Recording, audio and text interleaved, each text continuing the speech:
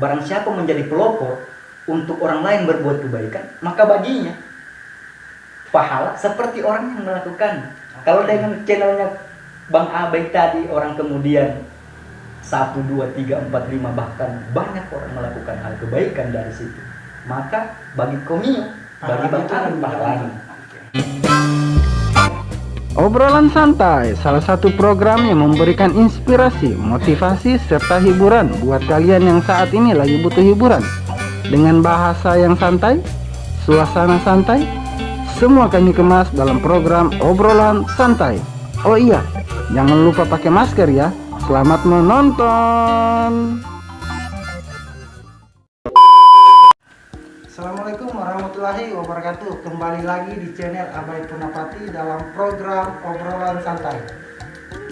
Di video kali ini saya bertemu dengan dua orang yang sangat luar biasa. Salah satunya adalah pengasas dari komunitas sosial, dan yang satunya lagi salah satu bergerak di bidang pesantren Ustaz. Jadi dua ustadz ini bisa menjadi motivasi buat kita. Jadi tujuan saya bikin video ini pertama, mungkin teman-teman sudah pernah nonton video dari salah satu YouTuber terkenal juga, Baim Wong, yang mana Baim Wong ini salah satu kontennya bersedekah dengan memberikan uang atau rezeki kepada orang yang tidak mampu, tapi dengan menampilkan saat dia memberi. Nah, mungkin saya akan banyak bertanya pada dua ustadz ini, kira-kira ketika saya juga ingin membuat konten seperti itu, insya Allah jika ada rezeki ke depannya, apakah bisa? Oke, saya langsung bertanya kepada Ustadz Arul dulu, salah satu penggerak atau di apa Ustadz, mungkin bisa dikenalkan dulu ke teman-teman. Oh iya, terima kasih Kang Abai Punapati.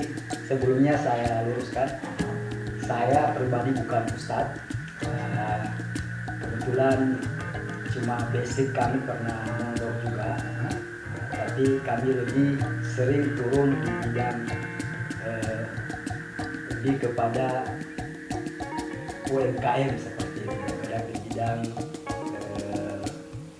bagaimana mengupayakan usaha-usaha mandiri untuk menciptakan lapangan pekerjaan. Yang kedua, kami salah satu penggagas dari komunitas yang kami beri nama Al-Habba. Al-Habba ini terinspirasi atau berasas dari salah satu surah dalam Al-Quran, yaitu surah Al-Baqarah ayat 162. Di situ berbunyi, A'udzubillahi minasyaitonir rajim, bismillahirrahmanirrahim. Matalul ladina yunfikuna amwalahum fi sabilillah kamathali habbah. Perumpamaan bagi orang-orang yang mengeluarkan sebagian hartanya di jalan Allah, seumpama sebutir benih ambatat sab'a sanabilah, kemudian menumbuhkan 7 tangkai, fikuli sunbulatin minatu habba, di setiap tangkai kemudian berbuah menjadi 100 biji. Jadi kemudian ilal akhir ayat yang mana intinya adalah bahwa kita mengeluarkan sedekah dengan niat untuk membantu orang lillahi ta'ala atau di jalan Allah. Allah janjikan di dalam surah itu akan dilipat gandakan menjadi 700 kali lipat. Mungkin akan diberikan ganjaran untuk dunia, atau mungkin sebagai simpanan untuk bekal di akhirat. Dari asas itu tadi, kita ingin Al-Habba ini menjadi wadah untuk teman-teman semua yang kemudian mengambil andil berkecimpung dalam wadah komunitas Al-Habba ini bisa menjadi wasilah perantara untuk memberikan manfaat bagi orang-orang di luaran sana, tidak mesti berupa materi.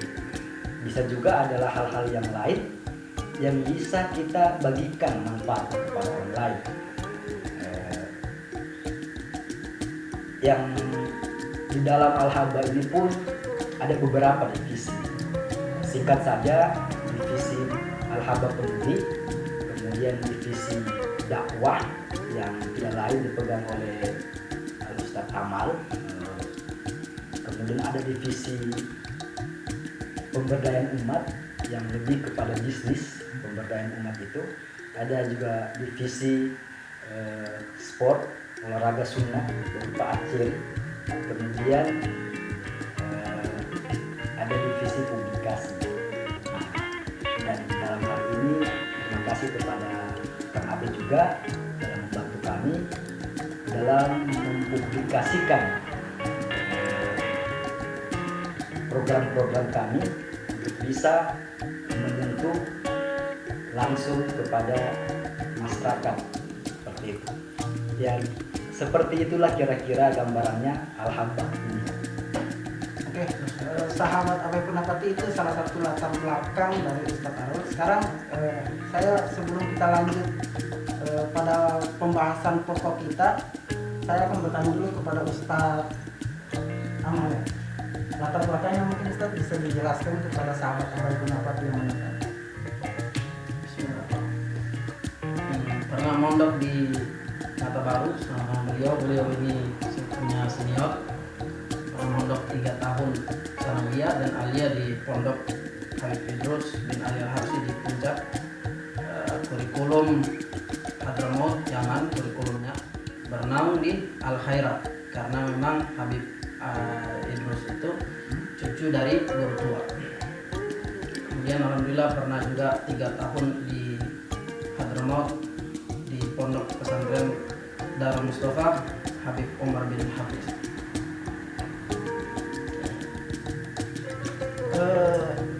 Ini Ustaz, saya kan insya Allah kedepannya ketika ada rezeki dari itu, saya juga ingin membuat konten sama seperti Bang Gong, memberikan sesuatu rezeki tapi diperlihatkan. Menurut agama apakah itu dibenarkan atau tidak? Itu dari Ustaz Arul. Ya, terkait apa yang Kang Abai permasalahkan tanyakan kepada kami ini erat kaitannya dengan kalau dalam konteks keagamaan adalah ria.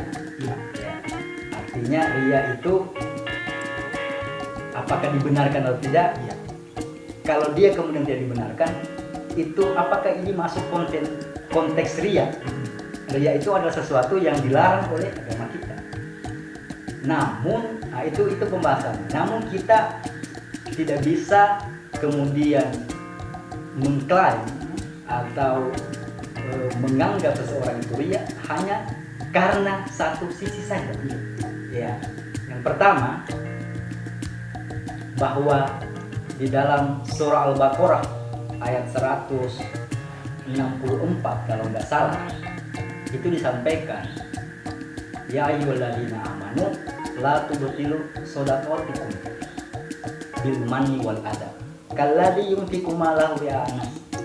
Wahai orang-orang yang beriman, janganlah engkau membatalkan sedekahmu ya dengan memberikan pemberian yang bisa mencederai perasaan orang lain. Yang pertama dilanjutkan juga seperti apa? Kalladzi yunfiqu malahu ria'an. Seperti memberikan sedekah, memberikan infak dengan maksud dan tujuan untuk mendapatkan sanjungan, perhatian dari manusia. Namun itu salah satu saja. Tapi kalau kemudian ditambahkan, dilanjutkan di dalam ayat itu, kalladzi yunfiqu malahu ria'an wala yu'minu billahi wal yawmil akhir. Dia harus ada dua. Pertama, dia punya niat itu bersedekah atau memberikan pemberian karena niat untuk mendapatkan sanjungan dari manusia, dalam tanda kutip wala yu'minu billahi wal yawmil akhir. dia bukan motivasi besarnya karena dia beriman kepada Allah dan hari akhir. Mestinya yang utama di sini adalah niat. Niat kita memberikan atau melakukan apa saja yang positif, termasuk bersedekah itu, karena kita meyakini bahwa jika kita memberi kepada orang lain dengan niat lillahi ta'ala, maka kebaikan itu akan kembali kepada kita sebagaimana yang tadi disampaikan, 700 kali lipat akan dikembalikan kepada pelaku kebaikan itu yang memberi. Namun juga itulah tadi kita sampaikan, kita tidak bisa mengklaim bahwa seseorang yang secara terang-terangan memberikan sesuatu kepada orang lain, sedekah dan apapun itu pemberian, bahwa dia telah ria. Karena ranahnya ria ini bukanlah sesuatu yang bisa kita pastikan dari melihat sesuatu yang zahir. Karena ranahnya adalah di dalam hati ria ini, di dalam hati, dan itu adalah ranah hanya Allah yang menentukan bahwa dia ria atau tidak. Itu tergantung dari niat, kan? Iya. Kemudian boleh jadi bahwa kemudian yang bersangkutan itu memberikan sesuatu karena mungkin motivasinya di awal dia telah mendapatkan anugerah rezeki dari Allah dari lewat apa yang telah diupayakan sebagai bentuk kesyukurannya tadi. Di dalam surah Ad-Duha akhirnya, di akhir surat, wa amma binikmati rabbika fahadis, secara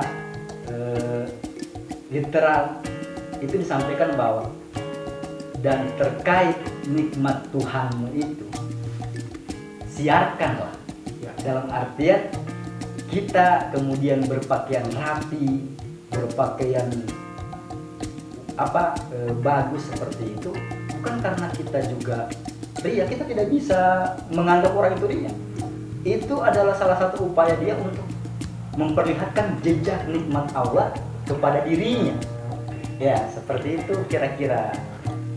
Itu tidak bisa kita mengklaim secara zahir manusia ini. Itu adalah ranah Allah untuk menentukan seseorang ini ria atau tidak.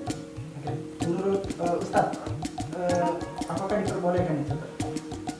Diperbolehkan atau tidak ya tergantung dari niatnya. Kayaknya tadi Ustadz sudah jelaskan seperti itu. Karena sebagai contoh saja, misalnya ada seseorang berdoa di depan patung atau berdoa di depan kubur. Kita melihat secara zahir dia itu menyembah. Kalau orang awam ya melihat secara zahir, dia langsung kadang memvonis dia itu menyembah patung atau menyembah kubur. Padahal pada saat itu dia bisa saja hanya berdoa kepada Allah, hanya saja dia berdoa di depan patung. Seperti itu. Jadi kita nggak bisa lihat secara zahir. Itu tergantung dari niat si pelakunya. Begitu juga misalnya kita melihat orang sedang sholat, kita melihat dia sholat, ini orang baik. Orang awam lihat kalau ada orang sholat, ini masya Allah orang baik. Tapi kalau definisi secara tasawuf, seandainya hatinya itu di tempat lain, bahkan naudzubillah kalau misalnya di hatinya itu video porno dan lain sebagainya, berarti ini dia hanya bagaimana caranya dia mengharap Tuhan tapi hatinya di tempat lain. Jadi kita tidak bisa melihat secara zahir. Itu masalah ria seperti Ustaz bilang tergantung di hati. Berarti jadi tergantung niat. Intinya misalnya saya berkeinginan juga meninggalkan seperti itu. Tapi motivasi saya mengajarkan ke orang, mari kita bersedekah sama-sama. Oh iya. Artinya ada dakwah di situ. Iya, ada motivasinya. Ada motivasi dakwah. Dengan adanya video itu orang tergerak juga untuk membantu dari niat.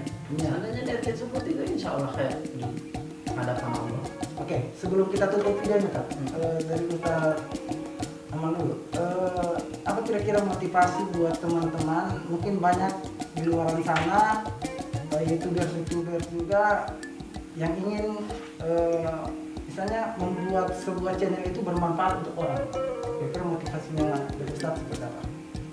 Ya, seperti tadi yang sudah disampaikan, tergantung niat. Kalau niatnya untuk manfaat kepada umat, nah, insya Allah berkah. Tapi kalau ada niat di situ selain Allah dan Rasulnya, ya apapun itu, entah ingin populer, entah ingin dapat keuntungan, entah ingin dapat materi dan lain sebagainya, selain daripada Allah dan Rasulnya, meskipun dia mendapatkan harta yang banyak atau apa yang dia inginkan telah dia dapatkan, tapi di hadapan Allah itu tidak berkah. Tidak. Intinya niatnya fokus, tidak ada yang lain kecuali Allah dan Rasulnya, bermanfaat untuk orang lain. Itu kalau dalam konteks agama. Ini dari Ustaz. Ya, saya terkait niatnya Kang Abai di dalam channel YouTube ini membuat suatu konten seperti itu, bahwa mandalal khair falahu mithlu ajri fa'il. Jadi kalau misalkan Bang Abai punya niat seperti tadi itu, mandalal khair, barang siapa yang menunjukkan, mengajak seseorang berbuat baik, maka baginya adalah pahala seperti orang yang melakukan kebaikan. Nah, itu tadi, kalau itu niatnya, makanya niat ini mesti, artinya kita tidak bisa juga. Mungkin kita juga akan ada bisikan-bisikan untuk niat-niat yang dengan begini saya jadi terkenal. Ya, pasti. Itu saya pikir tinggal kita imbangi. Jangan itu yang lebih dominan terkait, karena manusiawi kalau kita ingin dikenal orang, gitu kan. Namun niat yang harus kita kuatkan itu, ya Allah, saya niat ini, saya ingin menjadi pelopor. Karena barang siapa menjadi pelopor untuk orang lain berbuat kebaikan, maka baginya pahala seperti orang yang melakukan. Kalau dengan channelnya Bang Abai tadi, orang kemudian 1, 2, 3, 4, 5 bahkan banyak orang melakukan hal kebaikan dari situ, maka bagi komio, bagi Bang Abai pahalanya. Kemudian masih bisa saya tambahkan. Nah, kemudian lagi bahwa niat ini, terkait niat ini memang sesuatu yang sangat penting ya. Karena niat itu sangat rentan sekali untuk ditunggangi oleh atau digelincirkan oleh bisikan-bisikan setan. Jadi oleh karena itu terkadang di awal kita memulai sesuatu, kita mungkin sudah berniat yang baik-baik, tapi di tengah perjalanan bahkan sering sekali, kalau saya kasih begini kayaknya begini. Nah, itulah. Jadi mesti kita selalu mengevaluasi, selalu artinya bermuhasabah untuk diri kita, introspeksi diri selalu seperti itu. Karena itulah gunanya kita selalu dekat dengan misalkan ustadz. Saya senang bertemu dengan ustadz atau senang berdiskusi, karena saya paham betul, bagi kami pribadi sangat awam untuk hal-hal seperti itu. Olehnya yang saya pahami juga, innallaha la yansuru ila ajsamikum wala ila suwarikum walakin yansuru ila qulubikum.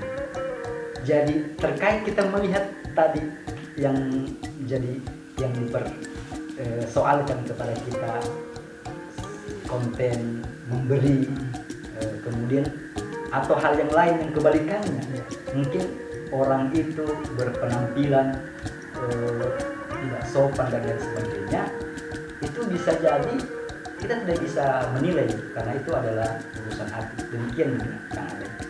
Ya, terima kasih dari kami. Tentunya ini bukanlah sesuatu yang